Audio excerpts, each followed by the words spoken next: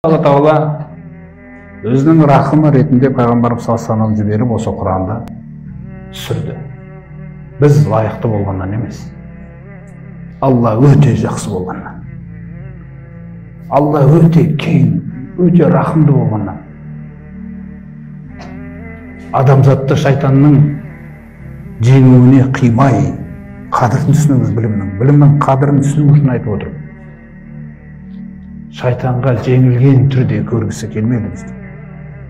Жеңілген, адасқан, көрінген нәрсеге сыйынған, мақсаты тек қана дүние.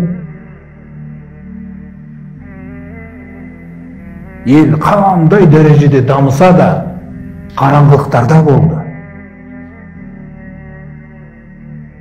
Алла Тағала құртып жіберген елдердің күллісі дамыған елдер еді. Мұса жіберілген перғауын дамыған ел еді. Дүние тіршілігінен түсінбеген нәрсесі қалмаған. Дүниеден оқымаған, зерттемеген, істемеген нәрселер қалмаған. Дүниенің шыңына жеткен мемлекет еді. Құртты Алла Тағала. Нух пайғамбардың қауымы да сондай еді. Күллі нәрсе бар. Худ пайғамбар жіберілген ат қауымы да дамыған еді. Қандай құрылыстар тұрғызған, бұрылыстары қандай еді, Алла Құранда баяндағандай. Салих пайғамбар жіберілген Самуд қауымы, Шуғайб пайғамбар жіберілген Мадиян қауымы, күллісі дамыған елдер еді.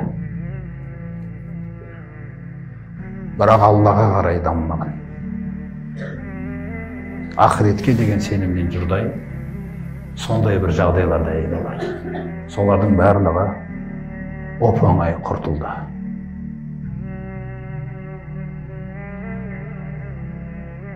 Сондықтан Алла Тағаланың қадірін түсінуіміз үшін, Алла Тағаланың қадірін орындай алуымыз үшін өзіміздің өмірімізде ең алдымен осы білімді қадірлеу керекпіз.